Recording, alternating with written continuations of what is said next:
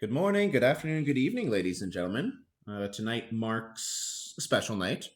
Tonight is the first episode of the NBA Playoffs 2026 mini-series that we're going to be bringing you guys. So for this episode, it's just going to be me, Chris, on the mic. Today is Monday, April 20th.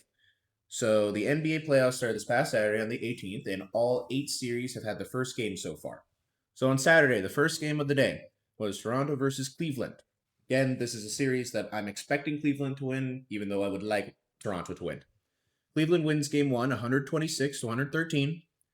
Donovan Mitchell and James Harden, they had their night. 32 points from D. Mitch.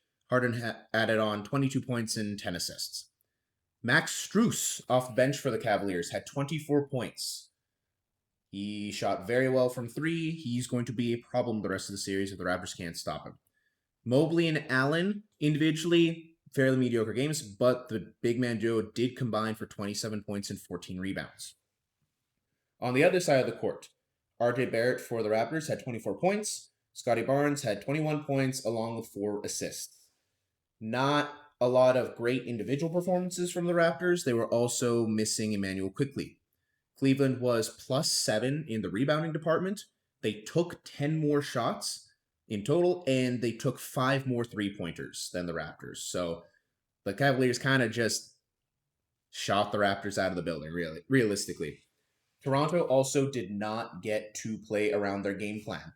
I said in our special episode that for Toronto to win this series, they needed to really elevate the pace. They needed to make Cleveland play fast, because if they were going to slow the game down and get into their half-court sets, Cleveland was just going to win this. Toronto was held to 3 fast break points. They average about 18 and a half per game throughout the regular season. So Cleveland took Toronto completely out of their system, out of their groove, and it shows the 13-point win. Both teams shot a similar percentage. Again, Cleveland did take more shots. Both bench units for both teams, they produced very well. Cleveland had 40 points off the bench, 24 of which from Max Strus, and Toronto did have 30 points off the bench. This is going to be a tight series. I still expect that. 13 points is not as big of a difference as it sounds, but Cleveland did show that Donovan Mitchell and James Harden are going to push their offensive machine. And if the Raptors can't bump up their defense to the levels that it was in the regular season, and they can't play around their pace, they are going to lose this series pretty fast. The second game on Saturday was Minnesota against Denver. Denver wins this 116 to 105. Jokic had a stellar game. He had 25 points, 13 rebounds to go along with 11 assists. Jamal Murray, the Robin to Jokic's Batman, had 30 points and 7 assists. They played very, very well. Anthony Edwards on the other side of the court for Minnesota had 22 points, 9 rebounds, 7 assists, and 3 blocks. He was all over the place. Rudy Gobert, 70 points, 10 rebounds. Denver has always been known as a good team, but definitely slightly top-heavy in terms of their talent pool. And Jokic and Murray showed that as long as they're performing, Denver will likely win this. So Minnesota is going to have to figure out how to get more of their guys involved. Anthony Edwards is probably going to have to average 30 to 35 points per game this series just to keep them in it. Free throws were a big story of this game. Denver went 30 of 33 from the free throw line, which is a lot. Minnesota went 14 of 19. So Denver shot 14 more free throws than Minnesota did over the course of this game. That kind of goes into the next point of the foul troubles that Minnesota had. They had 25 personal fouls over the course of the game, whereas Denver only had 17.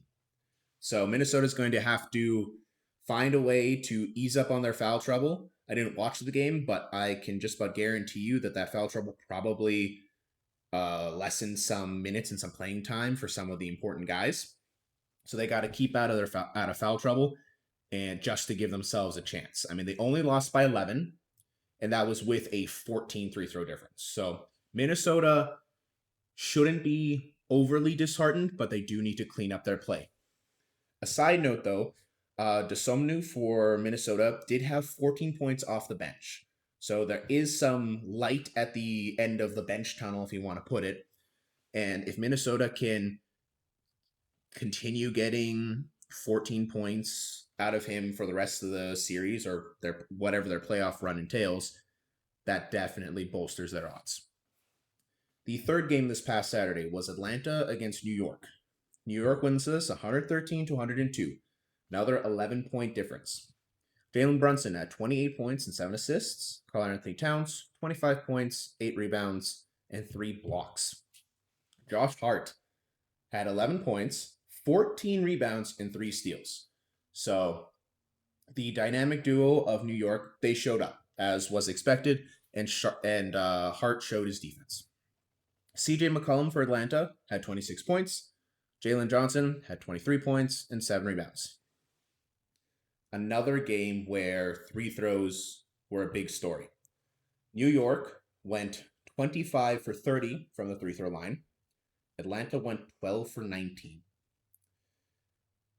Personal fouls, though, on this were a bit closer than the Minnesota-Denver game. It was 24 personal fouls for New York and 21 personal fouls for Atlanta.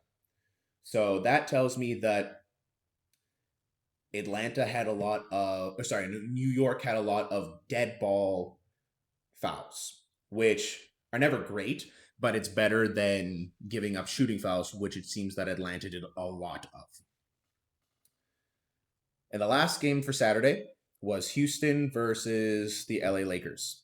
Now, this was a series that I predicted that Houston would win because of the fact that Luka Doncic and Austin Reeves are likely going to be missing the whole series for the Lakers. However, when I made this prediction, I was not accounting for Kevin Durant getting injured in a practice. The Lakers win 107 to 98. LeBron James, it's the kind of vintage LeBron. 19 points, 13 assists, 8 rebounds to go along with 2 steals. DeAndre Ayton, who has been very inconsistent over the course of the regular season. He was expected to be much better performing than he had been. But he showed up. He had 19 points and 11 rebounds.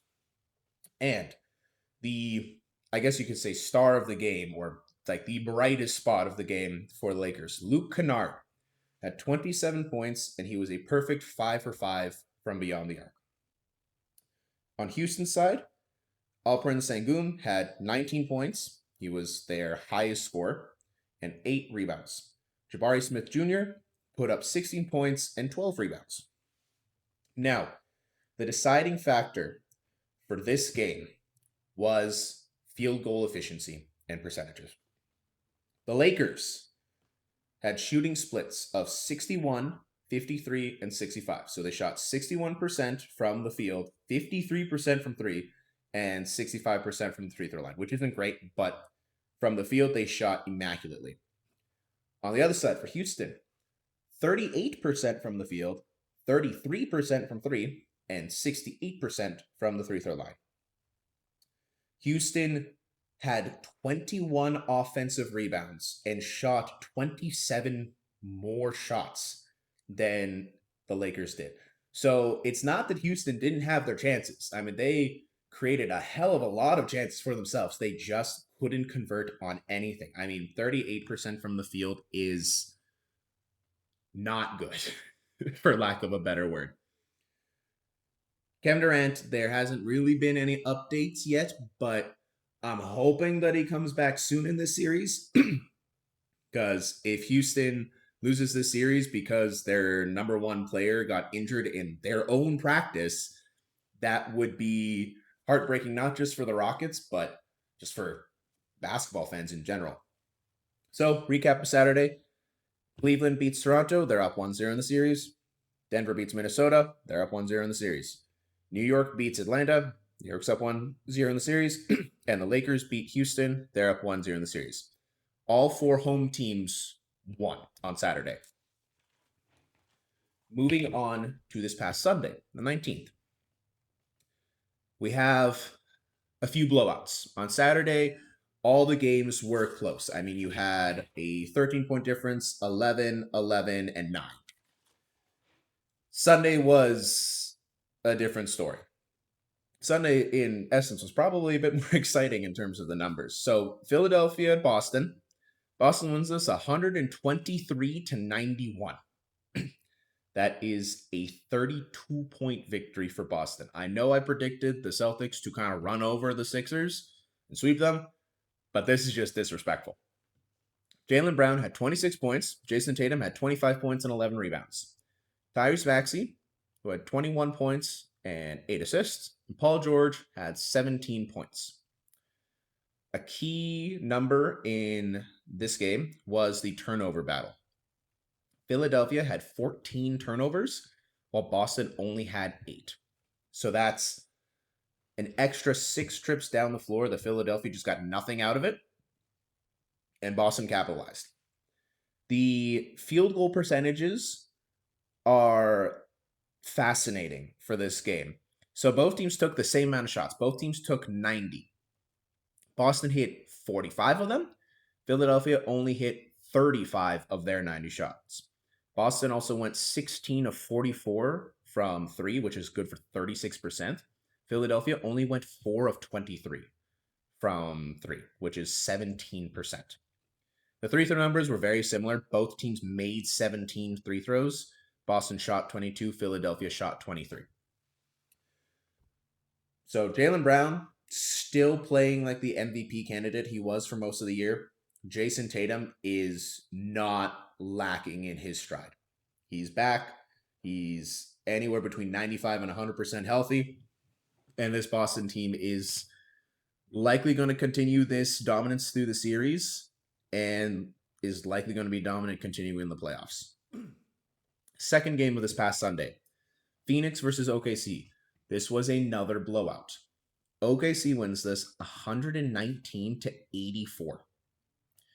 And yes, I did not stutter on that number. Phoenix only scored 84 points. SGA, who I'll say now is a finalist for MVP this year, had 25 points and 7 assists. Jalen Williams had 22 points, 7 rebounds, and 6 assists. For the Suns, Devin Booker had 23 points, and Dylan Brooks had 18 points and 7 rebounds.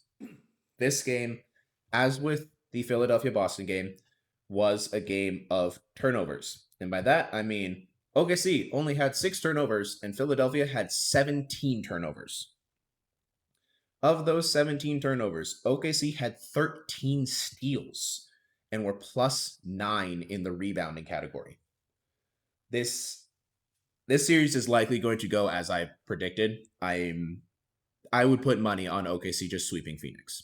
Like this is an unfair matchup to say the very least. The third game, which is probably the most interesting game of all of them, is the upset of game ones for this year's playoffs. Orlando goes into Detroit and pulls out a game 1 victory. They win 112 to 101. Paulo Banchero realized that he's a good player. He put up 23 points and 9 rebounds. Franz Wagner, 19 points. Cade Cunningham, however, did fight. He had 39 points. Detroit's second leading scorer was Tobias Harris with 17 points. They were the only 2 Pistons players in double-digit scoring. So that tells you just how lacking Detroit was in offense this game. Asar Thompson, who, spoiler warning, is a Defensive Player of the Year finalist, only played 9 minutes in the second half out of a possible 24. And Orlando put up 112 because of it. So I don't know what Detroit's coaching staff was thinking, what they decided, but for whatever reason, their defensive anchor was sat for the majority of the second half when it mattered most. I expect Detroit to still win this series, but I expected a sweep. So the fact that Orlando took a game at all, the fact that they took game 1 and have a lead in the series is surprising and is definitely an upset. Like there's no way around that. The final game of this past Sunday was Portland versus the San Antonio Spurs. San Antonio wins this in a convincing 111 to 98. Or I shouldn't say convincing, it's 13 points. But Wembanyama had 35 points. His shooting splits were 62% from the field, 83% from three, and 80% from the free throw line. He had 35 points on very, very efficient shooting. De'Aaron Fox put in 17 points and 8 assists. Stephon Castle, 17 points, 7 rebounds, and 7 assists. Denny Avdia continues his hot postseason scoring. He put up 30 points and 10 rebounds.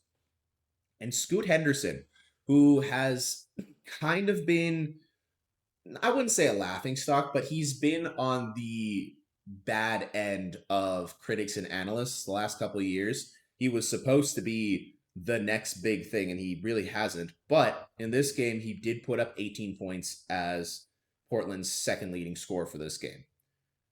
San Antonio had 20 fast break points to go along with shooting 45.5% from three. I still expect San Antonio to sweep this, if not gentlemen sweep this. Wembanyama is showing that he is the present and the future. So, just a recap of this past Sunday. Boston beats Philadelphia in convincing fashion. They are up 1-0 in the series. Oklahoma City beats Phoenix, also in convincing fashion. They are up 1-0 in the series. Orlando grabs the win against Detroit, in Detroit, and Orlando is up 1-0 in that series. San Antonio beats Portland, and they are up 1-0 in the series. Those are all of the game ones. The schedule for the game twos of the 2026 playoffs are as follows. Monday the 20th, Toronto is at Cleveland for game 2. Atlanta is at New York, and Minnesota is at Denver. Tuesday the 21st, Philadelphia is at Boston, Portland is at San Antonio, and Houston is at LA. And this coming Wednesday the 22nd, Orlando is at Detroit, and Phoenix is at OKC. So for the most part, these series are going as expected. Cleveland is in a tight win. They are up. Denver, probably in a tighter win than they would have liked to. They're up against Minnesota. New York is up on Atlanta. Lakers and Houston is the series to maybe not watch, but definitely look for news reports on. Because that series is going to be determined by which team is more injured and which team has their injured players coming back. As I said earlier, Luka Doncic and Austin Reeves are likely out for the series, if not longer, depending on if the Lakers win this series and move on in the playoffs. Houston, I'm a little bit surprised with how much they struggled without Kevin Durant. I know it's Kevin Durant and he's their top scorer, but you'd think with guys like Alperen Sengun and Amen Thompson that they have enough talent to beat this Lakers team, but it might just be 2018 LeBron all over again. And Luke Kennard putting up 27 points on perfect from three is not surprising, I would say. I mean, he's always been a very good three-point shooter and a shockingly good player in the clutch. But the fact that he has been able to just step up as the number 2 option in game 1 and kind of make up for the lack of Luka Doncic and Austin Reeves, at least for the time being, is a blessing for the Lakers. Boston and OKC, quite honestly, I think their 2 series should just be called right now. It's going to be sweeps. We might as well just book the Celtics and the Thunder into the second round right now. Let them rest and go from there. Orlando beating Detroit is quite obviously the surprise of the first couple days. They're the only road team to win in the first 2 days of the playoffs. And they did it comfortably, honestly. They led for most of the game, if not the whole game, and they had a cushion at the end. And their starting lineup, their starting 5, all scored in double figures. Their bench, they got their bench points, but there weren't any standout bench players for Orlando. So I guess my concern for Orlando, goodness, I'm talking like I'm expecting Orlando to actually win this series, but My concern for Orlando going forward is that they are extremely reliant on their starting lineup at the moment. So if for whatever reason Boncaro doesn't have a good game or Franz Wagner doesn't have a good game, they're going to miss out on a lot of points and a lot of odds to continue stealing games. Detroit needs to help Cunningham. Scoring 39 points and losing is never a great feeling for a fan, and especially not for the players scoring 39 points. So I'm expecting that Denver is going to, no, sorry, not Denver, that Detroit is going to have a very necessary and probably hard talk as a team and as a coaching staff, because if they do not win the next four, or at least the next 4 out of 5, it will have been a completely wasted season. I mean, Detroit has been awful for years. They've been waiting for a year like this. They won the East. If they were to go out in the first round, it could just be considered as one of the most disappointing sort of top team playoff runs in the last while. San Antonio and Portland. San Antonio is scary. I've said it already. Wembanyama is scary. He's got the supporting staff in terms of sort of Fox and Castle and Kellen Johnson, who is a 6-Man of the Year finalist. So Portland's got an uphill battle, and I don't think Portland's going to win any games in San Antonio. If any of you saw clips of the game or even just sort of like Instagram posts from the Spurs, their home court is good. It's looking clean. It is peak design, and those fans are, I mean, it's the San Antonio Spurs. Those fans are riled up and ready to go. Game 2s, like I said, they're scheduled already. Expect most of the series to go similarly. Cleveland and Toronto will be tight. New York's probably going to beat Atlanta. Denver's probably going to beat Minnesota. Boston is going to beat Philadelphia. There's no real question about that. I will eat my words if Philadelphia somehow manages to win game 2. San Antonio is going to beat Portland. Lakers and Houston.